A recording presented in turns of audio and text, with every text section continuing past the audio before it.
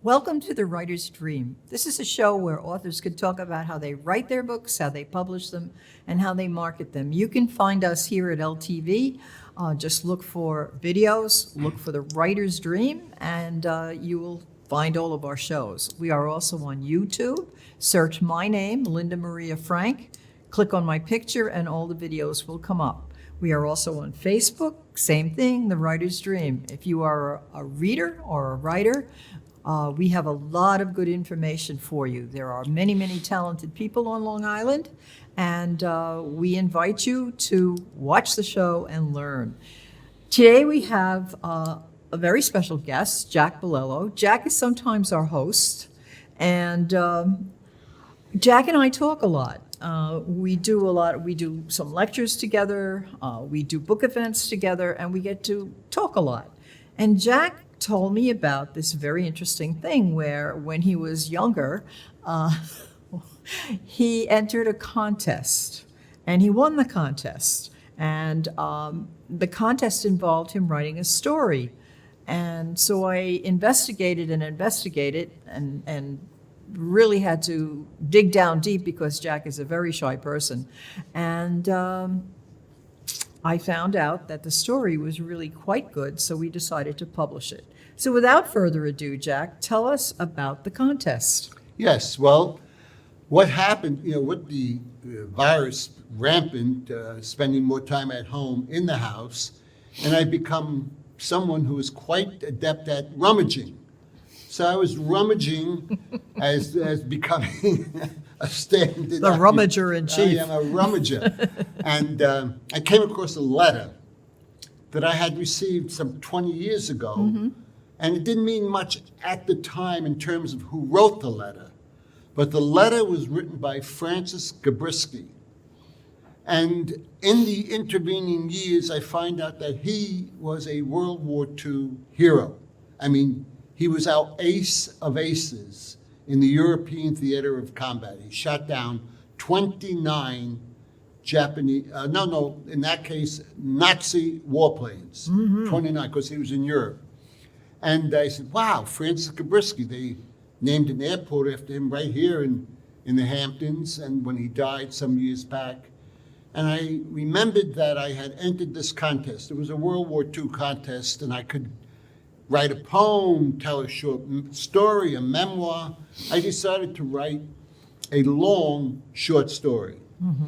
and won the contest. The first prize was a flight aboard a World War II B-17, which was a thrill and a half for me. Oh, absolutely. And I went to Republic Airport and on the designated day and took this magnificent flight upon this flying fortress, as it was called. I was a side gunner manning the 50 caliber machine. Your picture doing that is right on the cover of the book. Here, yeah. The 50 caliber machine gun on the side. It was a 10-man crew. And I said, I read the short story, and I said, boy, I really like that short story, the one that had won the contest. Mm-hmm. And based on your encouragement, I was able to get it published. And I think it's a great story because what happened was, with the current temper of the times, with people talking about immigration, mm-hmm. and the strict nativists among us, I find that immigration has become a major issue in our current political and cultural life. And I wanted to show how Italian Americans were victimized by awful treatment and immigration laws of the time. Seems to be a tradition in this country. Yeah, everyone went through it. But I They're still doing it. shoot, You that, would well, think- that's the you the would think. motivation was what's happening today. Yeah, The nativism, the anti, feeling of immigrants, Muslims, and people from Central and South America and Mexico. So I then wrote an introduction, which really probed and dug deep into the Italian-American immigration experience. For example, in 1924, the governor of Georgia said I would pay any cost to build the highest wall. I said, oh, the highest wall, that is something current, right? If I could prevent one Southern Italian from coming into this country because they don't know our language, they don't know our culture, they don't belong here. I said, boy, that is a theme that is, like you just said, a recurring theme. Yeah. So I wanted to present that as my introduction, then to show how World War II was a significant departure. And then I tell the story about a World War II episode and the loss of a beloved member of a family. Well, first of all, Jack, the name of the book is A Piece of the Heart. Right. We just never really even said that. And that is an indication of what happens in the story. But let's back up a little bit. Sure. Francis Gabreski. When we drive out here, because Jack and I both live in Massapequa, so in order to get here, it's a long drive, we pass Francis Gabreski Airport. So, and not only that, but you took your flight on the B-17 from Republic Airport. Yeah. And at Republic Airport, there is a air power museum. And if you haven't visited it, it's very, very interesting. In fact, we should actually visit with your book, because Yeah, they have a that's bookstore. right. They Yeah. have a gift shop, and see if they would like to. Of course, it's probably closed now because of COVID. But eventually, I'm sure we'll be able to get there. So there's a really lot of history in your story.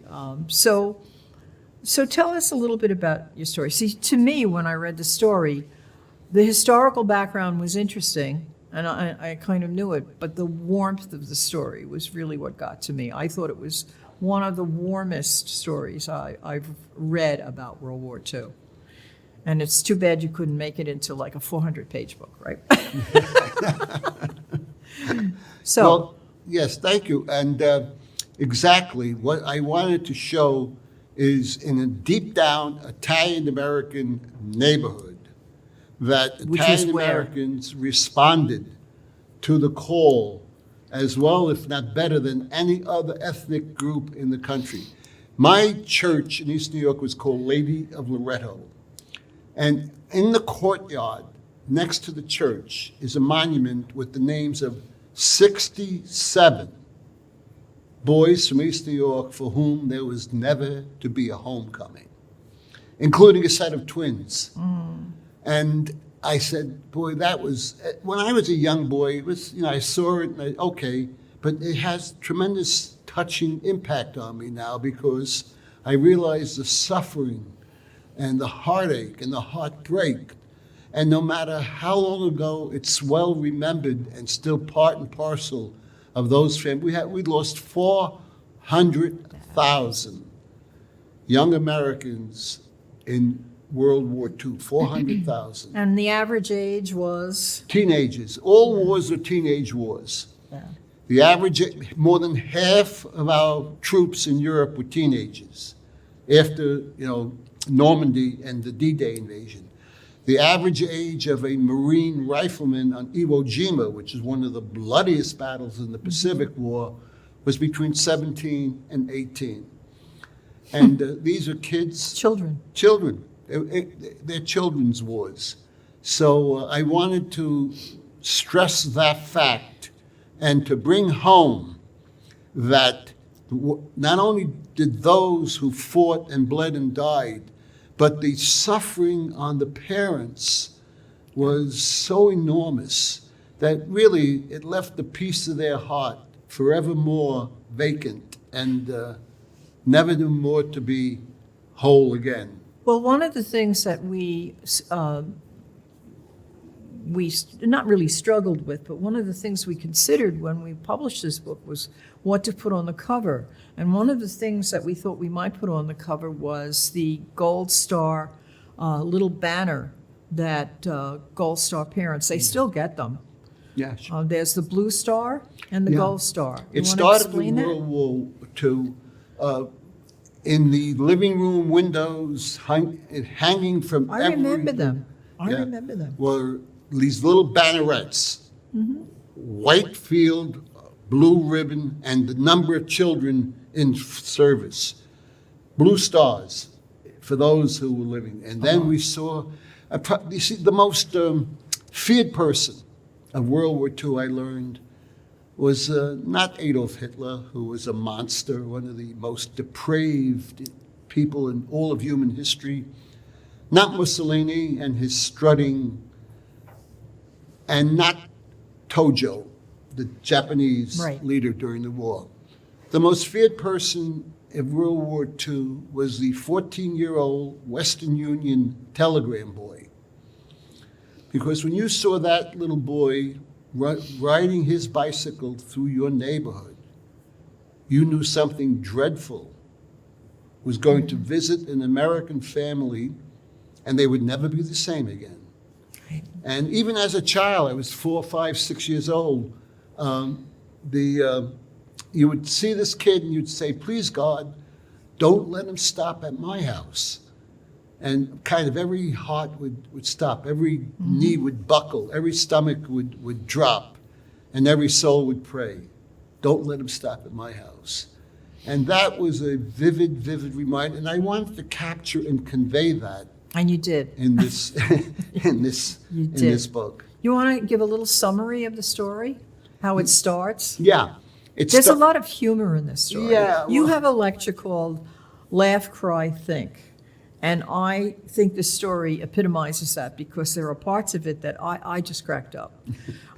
Basically because it's in the 1950s and I kind of remember being a kid then.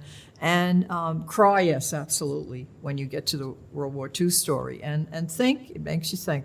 Yeah, that was, and by the way, that's my intention in all the books that I've written. Of the 5 books that I've written, I try to capture and convey that element of that it should be entertaining and informative and emotional. So laugh, cry, and think, I think, are 3 qualities that I would hope to be able to capture in the book, and I hope that this is an example of that. Yes, Oh, it definitely is. It starts in the With the bedroom scene. the young boy. The young boy's asleep, but he can't sleep because he has been confronted by a neighborhood tough in East New York, and unbeknownst to him, the girlfriend of this neighborhood tough comes on to him, and he has no idea, and this tough guy hears about it and confronts him and is ready to kill him.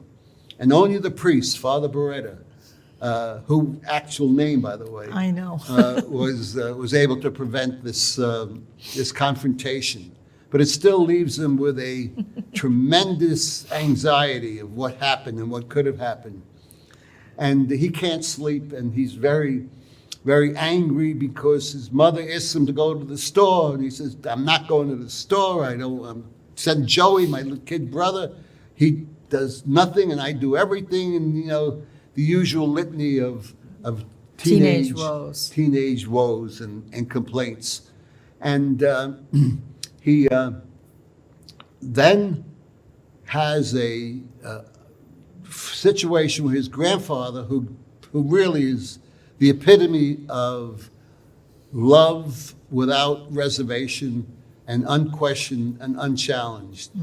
But the grandmother is a yenta. I would say in Italian, better say a chiacchierone.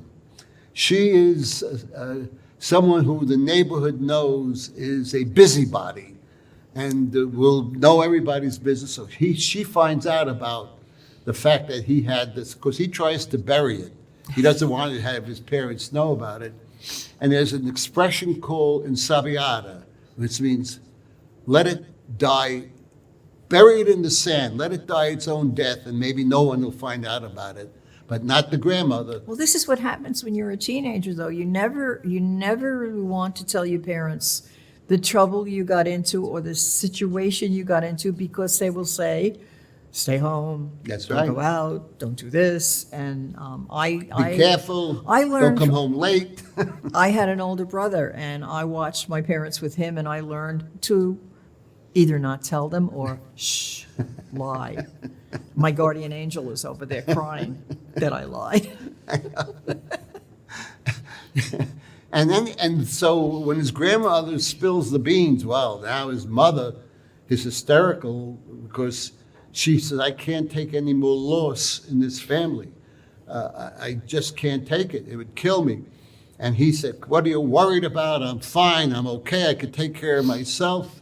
I'm immortal. And what happens when his grandfather comes to his defense and said, leave him alone. He's just a young boy.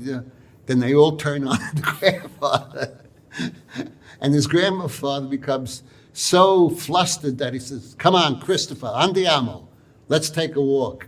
And in that walk, but there's a very nice scene about bocce, the Italian game of bocce. Mm-hmm. And there's a whole thing about how to play bocce and how the game is so attractive to elderly people, you know. And anyway, the grandfather, and by the way, in that neighborhood where I grew up, John Gotti was the leader of a gang called the Fulton and Rockaway Boys. So he's in there.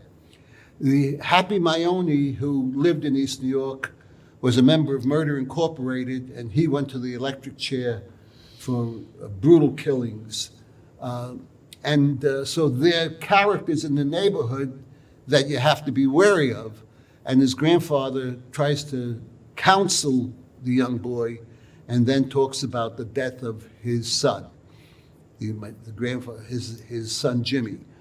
And would you say that Peppino, the grandfather, was a central character? oh yeah, absolutely, very important, sure. Yeah. Yes, no question about it. And there's something in there which the kid says, I never thought Uncle Jimmy loved me because he always teased me. Mm. And his grandfather said, aha, you must understand, my grandson, that Italian men find it very difficult to tell another man that they love him, even a child. So they show their love by teasing, and that is the sign of that you love someone. And the kid becomes to realize this. And then I go through how his uncle met death, because his grandfather says, when they asked the great Caesar how he wanted to die, he said, unexpected. Yeah, don't we all? And he says, and that's how your uncle met death, unexpected. Yeah. But for us, for your mother, a piece of her heart is missing. For your grandmother. And his grandfather doesn't want to admit that a piece of his heart is missing because he doesn't think it would be manly to tell his grandson that. And so I actually go through the way in which his uncle died, and it brings to light that the kid has a whole new concept. Yeah, it's a coming of age novel. Coming of age. Yeah. And it ends on where he runs home.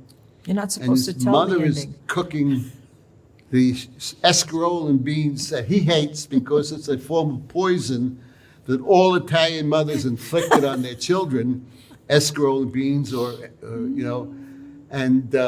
and he runs up the stairs. He sees his mother busy working at the kitchen stove, and he says, "Hey, Ma, do you need anything at the stove? At the store? Yeah. Do you need anything at the store?" And that's the way it ends. What was the movie? It was made probably right after World War II, where the young man comes home and he's missing both of his arms. Oh my God! What's the name of the yes, movie? that was the best years of our lives. Best years of our lives. The best years of when our I lives. was reading this book, two movies came to mind. One of them was Moonstruck, because you absolutely capture Italian family, as does Moonstruck. Well, it helps that I'm Italian. Well, yeah, but some people can't capture it anyway. And then the other movie was how this young man comes home and he's alive, but he's lost both his arms. And he has, the claws, the Yeah, hooks. Not really the hooks, but sort of. Yeah, the artificial limbs that they Yeah. provided. And how it affects him, not only him, because he feels useless, but his entire family. And The scene when he comes home and comes in and his parents see him. At first, they don't realize it because he's home and they're not looking, and they hug and they kiss and they're so joyful. And then the taxi has his two other soldiers in it, takes off and he waves goodbye with the hook. And you see the mother. Yeah. Oh, the look it's on a her scene. face. Oh, jeez, she just loses her breath, and he says, "What's the matter, Ma?" Yeah. And the father said, "Oh, she's just happy to see you, son. She's so happy to see Yeah, you." But yeah. meanwhile, she knows he's been damaged beyond repair. Yeah, Beyond repair. and that this book brings out that how people are affected by that death. Of course, you're sad, but it really does change. It changes your life.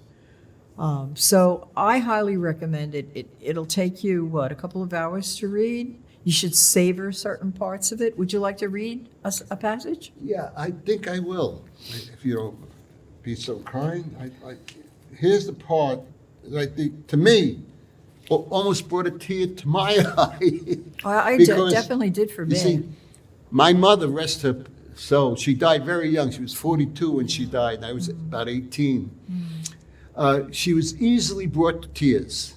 I remember that. And she used to cry at hockey games. That's how. I cry at hockey games too, but for different reasons. But What am I doing here? I remember her saying this, and I just want to read this very, very brief. Yeah. You see, the boy's uncle had found the love of his life. He had been hit by the thunderbolt. And they had planned their wedding after the war, knowing that, why take a chance? And they had a song called I'll Be Seeing You, which was an iconic World War II song. That was their song. And when the uncle is killed, the mother, his sister, says, "How do they bear it? My God, how do they bear it?" The mothers and fathers, they raise children, love them, care for them, only to see them killed in war. How do they bear it, my God? And that's, to me, the most poignant, touching. So the uncles, and this is, I guess, pretty typical of what happened in those days. His sweetheart is heartbroken, but after a time, she's 21 or so, 22, she meets a guy 3 or 4 years after the war and gets married. See, at first she would come over and console each other and talk. But 3 years after the war, when she meets another man, she gets married, and they move to Bay Ridge. She moves to Bay Ridge, and they never see her again. But his last thought was, "I'll be seeing you, Annie. I wonder if that's still your heart soon." Oh, yeah. Wow. But it's a beautiful story. I'd like to spend the last couple of minutes talking about how we got this story into this book. Because people who watch the show sometimes want to know, well, okay, so you wrote this story. And what Jack handed me was a number of typewritten pages, so 30 typewritten pages, and the letter he got from Gabreski.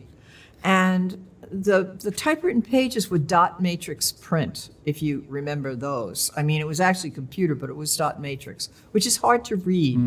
And I tried to find somebody to type it because I really didn't want to type it. But I couldn't find anybody, so I typed it. And so where do you go from there? The letter had to be scanned. We were worried that it wouldn't come out clearly, but it did. Yeah. I have a friend who's a graphic designer, and she took the manuscript that I typed and she set it up in book form, and she put it on Amazon. We actually, the pictures that are on the cover, Jack had an album of pictures, and then I took my smartphone, which is a really excellent camera, and took pictures of the pictures and sent them to her, and she was able to set it up. They came out beautifully. Yeah, Beautiful. she really did a nice job. It's a nice book. It's very the letter, short. The letter from Francis Grubisky's in here. Me ready to get onto the B-17 is a picture in here. So that So was what was it like, this last Oh, it was minute? marvelous. Freezing.